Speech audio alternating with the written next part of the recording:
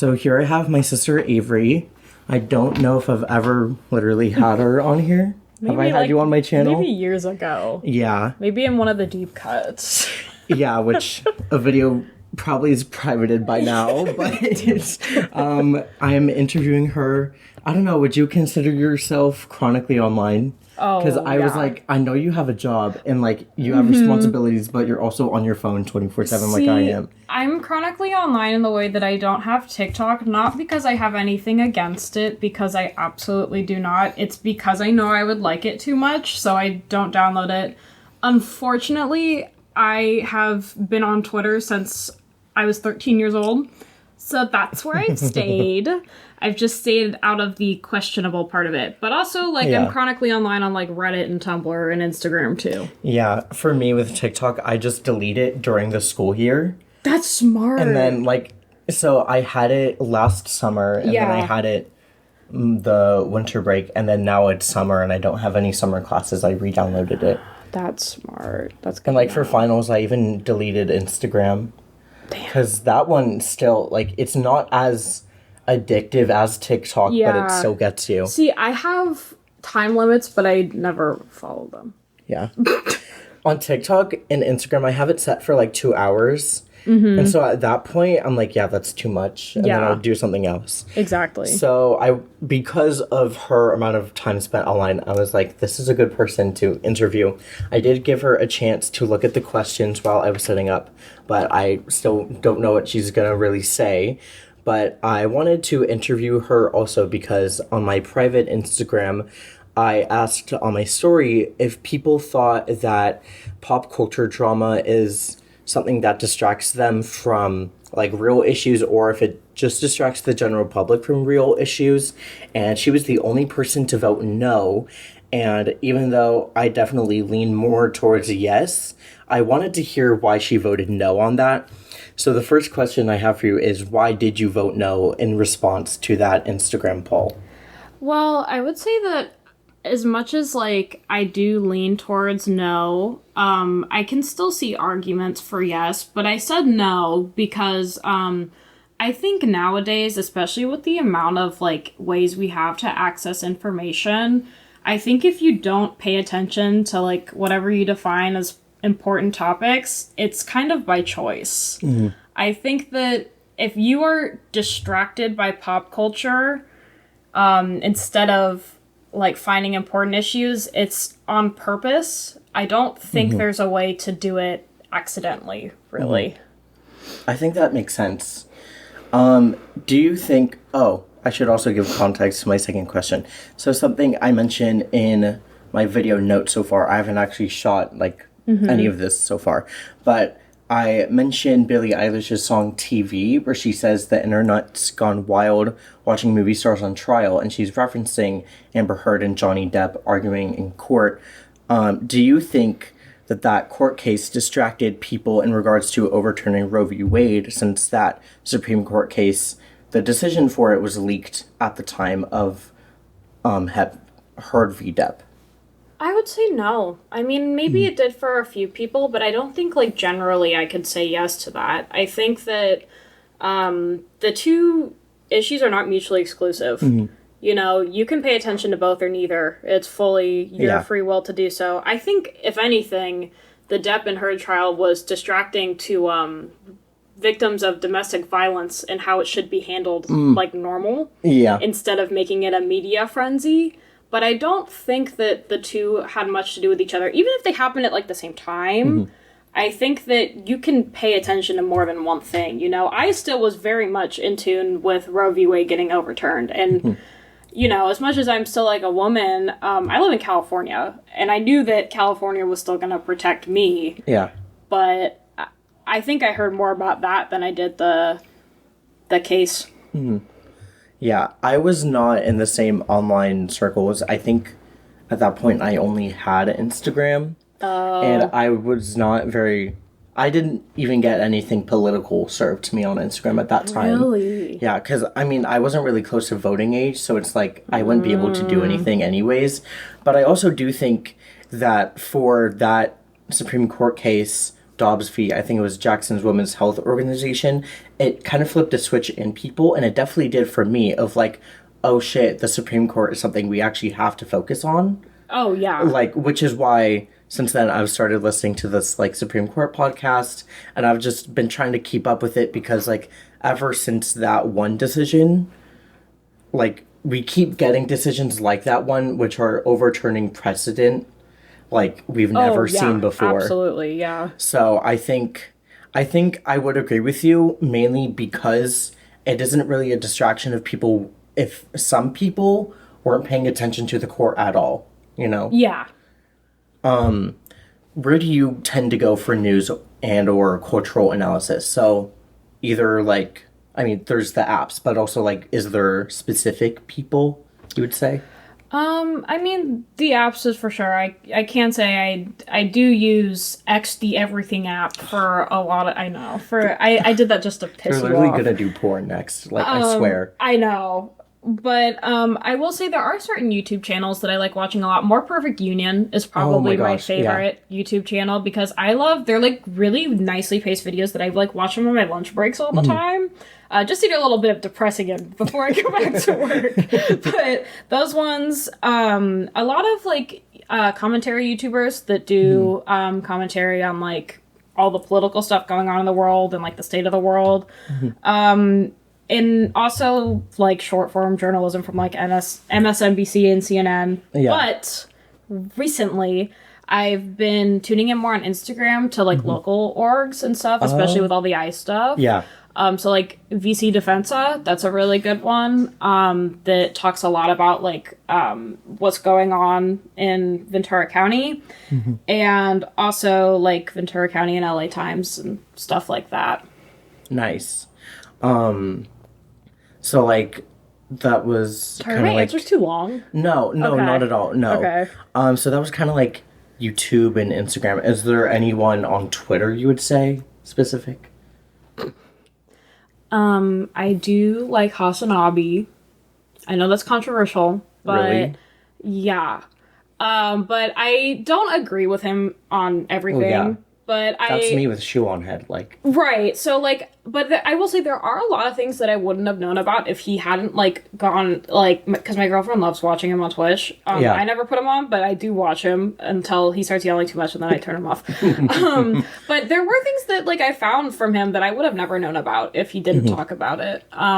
So I would say he's probably the person that I would... And also, like, those orgs, like, More Perfect Union. Yeah. They also have, like, Twitter accounts, too. Planned Parenthood does as well. And I follow them on everywhere. Yeah. Yeah.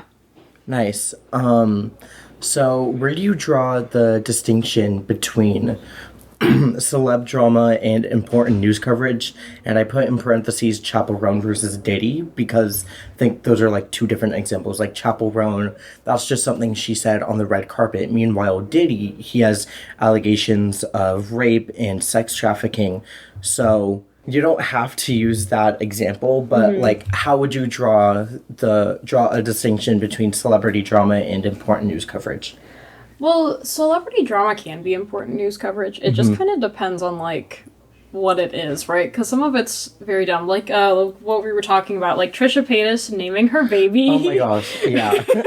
That's definitely... Not that important. Not important, but it is celebrity drama, I guess. But there are some, like, celebrity drama things that are pretty big, that have, like, a pretty big impact on, like, our culture and our population.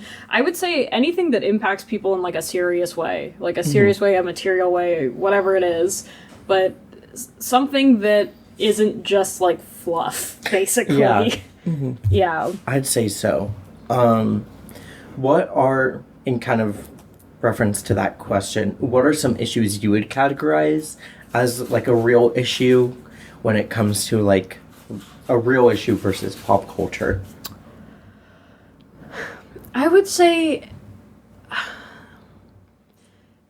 I think a lot of the things that we're seeing, like, get attention brought to now are real issues. Stuff like everybody's broke, nobody can buy a house, like trans people have higher suicide rates than ever, like and women dying giving birth, stuff like that. Those are definitely real issues, and they can still be in pop culture, you know? Like, celebrities are still people. These things can still happen to them. But I would say that those are the kind of things that I would consider, like, real issues, you know, that are very impactful and, like, relevant. Yeah. When it comes to celebrities, would you say that they have a duty to be political advocates on, like, whatever side they're on? Like, honestly, and I do think this is going to be an unpopular opinion. I don't know if this is very woke of me, but I don't think so. I really don't. I think that... Because you don't need to know everybody's opinion to feel strong in your own, you know? You don't need to know, like, what Chapel Rowan thinks about, like, the state of the world. Yeah. And as much as, like, it's important, especially for people like her, like, I get it, people that are some sort of minority that speak for some group of people, I understand, but I don't think it should be, like, something that we expect of people, because when we look back on 2020, right, and all these people were posting black squares to their Instagram accounts because they felt like they had to. It was not genuine. It was not genuine. It didn't matter. It's like a joke now because it was just so nothing. So I feel like that's how it's going to end up looking for a lot of the things happening now. Like 5 years from now, it's going to be like, okay, like, was this very serious? No. Yeah, I also see it as a way for, like, someone's audience to actually politicize their identity. Like, that, like, if that Muslim hijab polyamorous amputee solo poly, solo poly. If that meme was a real person, and like a celebrity, let's say, would their audience say, "Oh, because you're this, you have to speak about all of this"? I feel like even if someone's identity is already politicized by factors outside of them, pressuring them to speak about it can make them feel more politicized and more marginalized than they would prefer feeling. True. Yeah, no, that absolutely is true. I guess what I was saying wasn't like that these people have like a debt to pay, is more so that, like, I would understand if they did speak out about these things and they were very important to them. But I don't think the hijabi solo poly amputee owes you any sort of politics. Yeah, I don't think so either.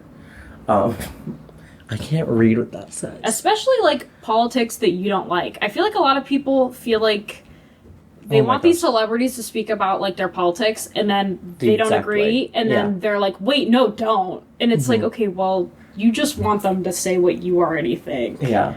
Do you think someone's privilege plays a role in the type of news that they follow and the issues that they focus their attention on? Well, yeah, I mean, I think anybody, like, has their own biases when it comes to their place in the world. As a sociology major, you know, everything's intersectional. The way that you view the world is very much, it has a lot to do with who you are and how society has labeled you and how you label yourself and all that. So I think that, like, it can be very easy for someone that is, like, quote-unquote privileged to, like, not pay attention to anything because they don't have to, you know? Like, even if they still, like, have these, like, certain ethics and values, they don't really have to, like, do much about it. Yeah.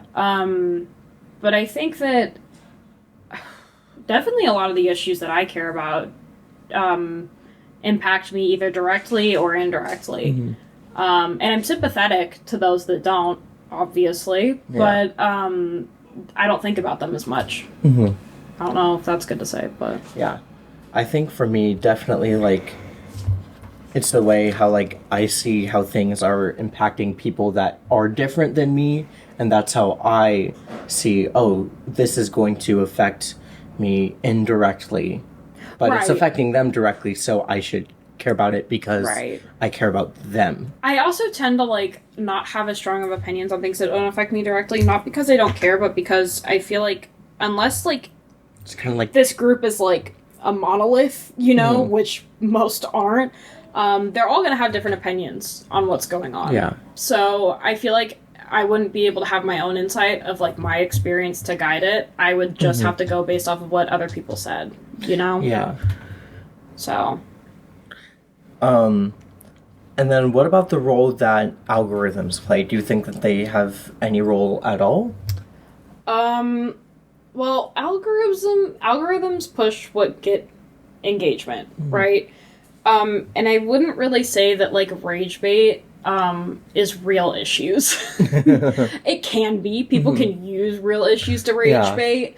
But I think that algorithms are just designed to keep you on the app or the website for as long as possible, get you mad, get you to engage, get you to fight with people, just so that they can make more ad revenue. So I don't know if I would say that, like, it's a distraction, because I think that very much algorithms push political content as well, especially, like, very fringe political content, because they know it'll make a lot of people mad. So I think when it comes to algorithms in this issue, they push anything that gets any sort of engagement. Yeah. Like, would you say, do you think Andrew Tate is an example of rage bait?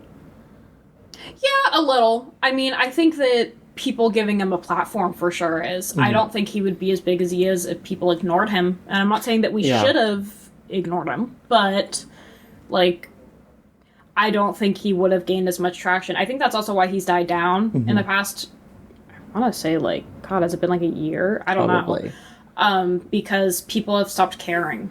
Well, yeah. I mean, I feel like in terms of how he feels about other people, specifically women, like, it's known. There's nothing new he has to say, so... Oh, yeah, now absolutely. that we all know, it's like, yeah. right, we can just, like, leave him the hell alone. Yeah, and also I feel like everybody's kind of, like, used to, like, this very big divide now and polarization, so everybody's always waiting to get mad at somebody. And Andrew Tate was kind of like the start of that, but now we've kind of reached the point where, like, everybody's already just assumed that everybody has the worst intentions. Yeah. You know? I remember I don't know if the video's still up, it might still be up, but I did a reaction to, like, a reel I saw about Andrew Tate where he said he wouldn't go to his son's funeral if his son killed himself.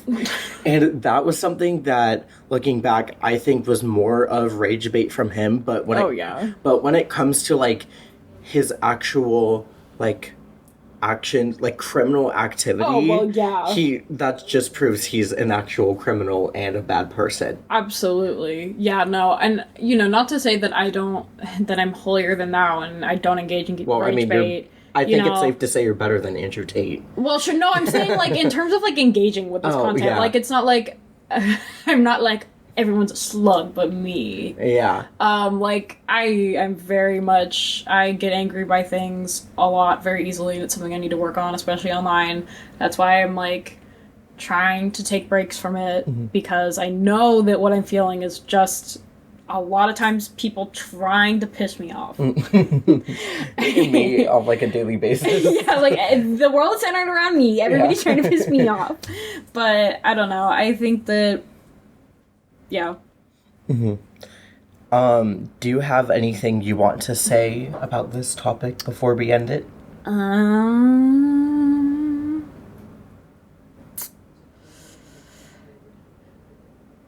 Honestly, I think if you feel that you are distracted by pop culture instead of real issues, I can sympathize with that.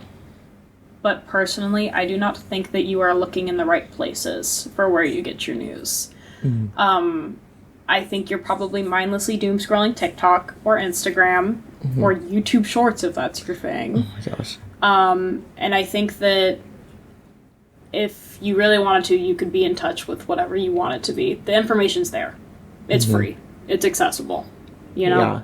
So. I mean, I feel like C-SPAN needs more viewers. Way true. Like, I was trying to think of one news outlet that, like, is strictly coverage without commentary, and that's the only thing I could think about. Because they just, like, live stream Congress. And, like, local outlets, too, but, like, that's it. Yeah.